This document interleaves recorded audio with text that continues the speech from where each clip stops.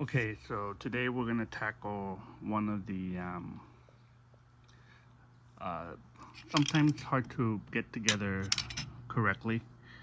Um, I got this. Well, first let's start off with this one here. This is a early Series Two, Series One. A lot of the military trucks use this fuel pump sender. This one has a little bit of play here. Mostly they have a play there, and the little guide that goes back and forth right here, tracking the making the contacts to send the signal to the instrument cluster. They wear out and they jump around, and sometimes you see that you know fluctuation on your fuel gauge. So this is the early style. We're going to be replacing it with the, I guess, modern, only available fuel pump. I mean fuel sender. Sorry about that. So what we're gonna do. This is one I already made. This truck that I'm putting these on has a dual fuel tank. So I've taken that one, measured it, and um, put it together. Make sure that the float is on the inside and it's not sticking on the outside. Because once you put it into the gas tank, it's gonna rub against the wall of the fuel tank. So it comes, everything comes in the kit. So it comes with the cork gasket and the little C clamps. You only need about 3 of those, but they give you a few of them, and that's the key to this, because these little C clamps, you fit them on there, and that basically just holds them temporarily while you solder them. But the solder really only sticks to these little clamps, so you want to use these and not just solder the rods, because the solder sticks to this and it kind of wraps it. I soldered it here just to test it, and it worked okay, but I could feel that it's not grabbing that well onto the rods. So then you got to use just around the little clamps. You make sure you get the solder around the clamp. And I usually only use 3 of them. There's no need for more. One in the middle, and one on each end. So when you get the kit, obviously it comes universal for other British cars. You see how long it is, so you gotta shorten it. So what I usually do is take the original one, put it side by side, and you can get it as close as possible. Just make sure that it doesn't droop any longer than the original one. You can be a little shorter, but you cannot be too long, because then it'll give you like a 1/8 of an inch tank full or something like that. So make sure you do that, and then before you start on these, working on these, make sure that these clips, see how this one's a little bit loose right here? You might want to go in with some pliers and tighten that up, those little clips there, because you might be moving around. This one's not pressed all the way, so I have to go in, and this one, see how this one is shut, and this one has a little gap. You want to make sure that's nice and tight on these when you get them brand new.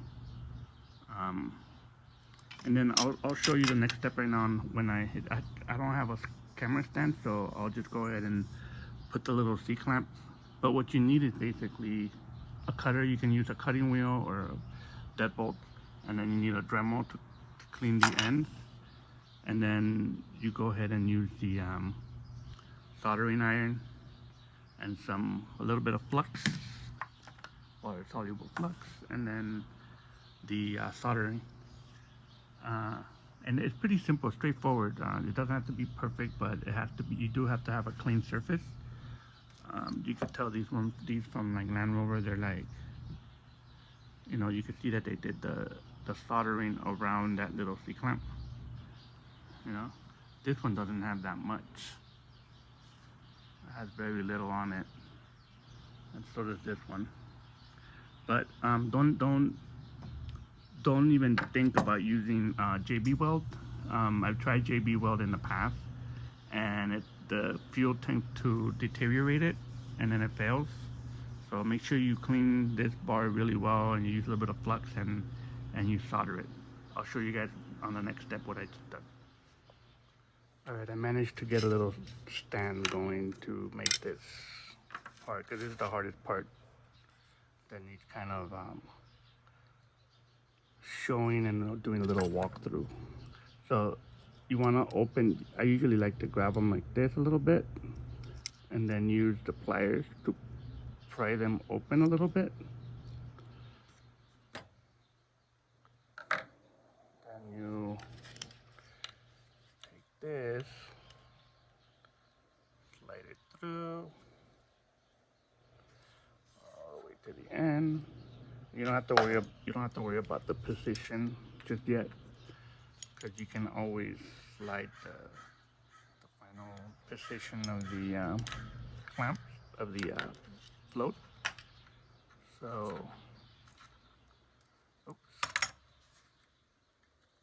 Once it's off the bed.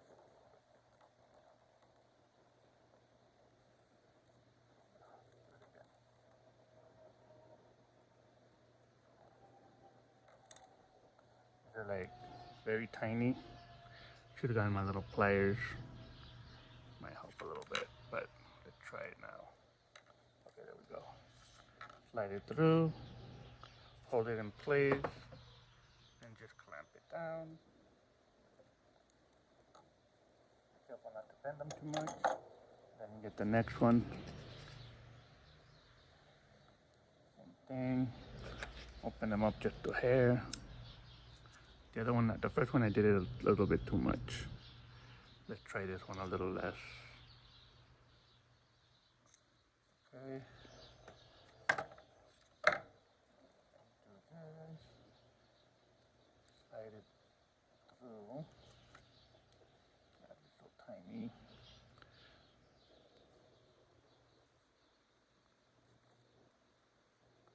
When you do this kind of stuff, you don't want to be into any rush, so make sure you don't have anything pending. Sometimes it takes a while. Sometimes they go in really easy. See, this one doesn't want to go in. I'm gonna have to spread it open a little bit more. This is the hardest part of these universal standards they make now. I mean, I've never bought one of those military ones before, back in the days. But I believe they used to come already soldered and ready to go. Now they leave it up to the consumer to put them together. Okay, that one went through. Tighten it down again. Okay. Then I need one more. Where's the other one? There's one here. Here it is. Because it's I believe it comes with 6 of these little clamps. And I've only used the 6 that came in one kit. So I got 2 of these, so we will have 6 extra ones. I'll probably store them away for a future rainy day. Nowadays, with the shortages of parts and everything, you kind of have to leave everything. I'm even thinking of rebuilding these military ones, just because there's such a shortage on parts nowadays. I don't know if you guys follow the Wizard on the guy that fixes the cars for Hovey's Garage, and he was talking about how you can't get head gasket for an American car, which is like a Dodge. I think it's a Hellcat. And he bought some on eBay, and like he has several other mechanic shop or engine builders begging him for, because I believe he bought like 3 of those kits. And there's people wanting to buy the remainder kits, the leftover kits, or anything, just anything off of him, because apparently the dealers are not even making them anymore. So the good thing about Land Rovers is that there's a very good following. There's a lot of enthusiasts after them. It's kind of a global vehicle that a lot of people all over the world, people still restore these. And so there's a good following for these trucks. So we still have parts available. Oh wow, pretty dead on. Okay, I think I'll start with that. So there's a good following for these cars, and people tend to still make parts aftermarket. You know, well, we just lost Britpart. I believe Britpart's not making parts anymore, but you know, hopefully some other people are gonna pick up the slack on that. I know there's several British manufacturers creating some of the hard to find parts, and I mean at this point they're becoming bespoke parts, which we might get a better quality out of these parts, but nonetheless it's kind of scary. Okay, this is the hardest part right here. You got to keep this. Maybe I'll turn it upside down. There we go. You want to keep these in line. You want to keep that float going up and down smoothly. So you want to eliminate any discrepancies. They're very rudimentary, so let's double check our lengths again. Okay, we're good. A little shorter. So I'll pull it out just a little bit. Again, this doesn't have to be rocket science, but it helps. Okay, I'm going to pause it now. I'm gonna go get an extension cord, and then I'll solder these. Okay, we're back. So we're gonna take a little bit of flux, and you don't have to be too generous. A little bit goes a long way with the flux. I found that if you put too much, kind of makes it a little bit more difficult. So you want to be generous, but not too much. Okay. And the bottom a little bit. Okay. So now we're gonna take our soldering iron. You gotta maybe put some weight on this so it doesn't move around.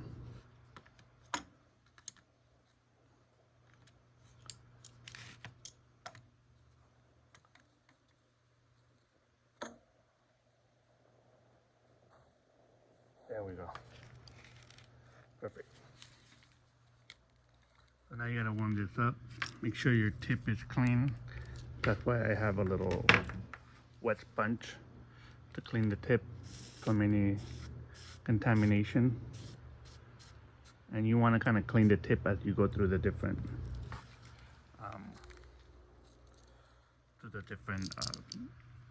clips. So I'm going to extend my wire, my solder, and just it's getting hot. So now you just let it sit there for a little bit.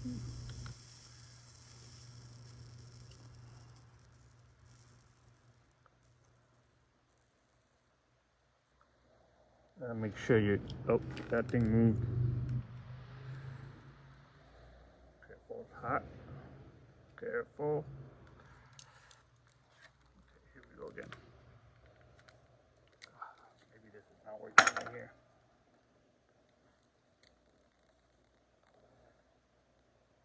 Make sure you're touching both the rod and the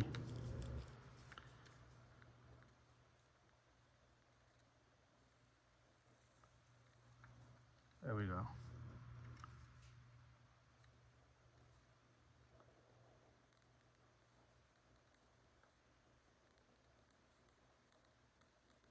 There we go.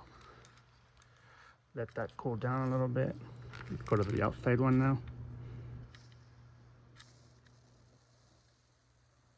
And just keep it there. Just barely tap it. See if the pushing down on it might be better.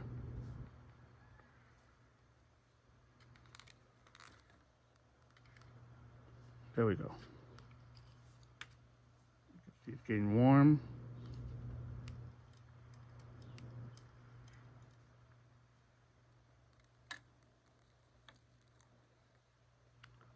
There we go. Put on top. You're touching everything should be warm through the metal rods. There we go. Warming up.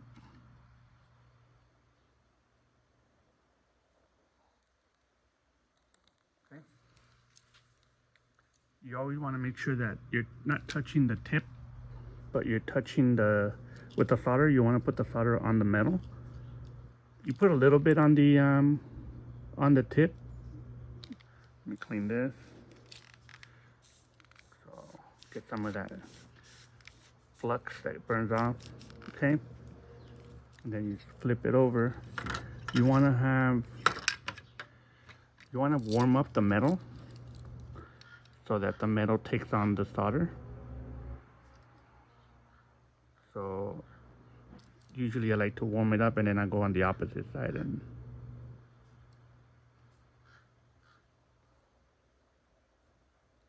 there we go. Can you guys see still? Yep. Just making sure that I'm still on frame.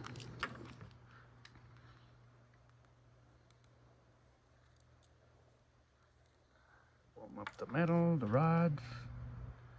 Touch it. There we go. It's getting warm. Perfect.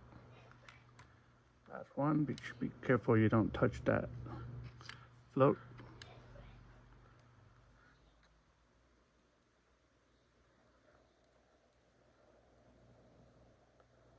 And there we go.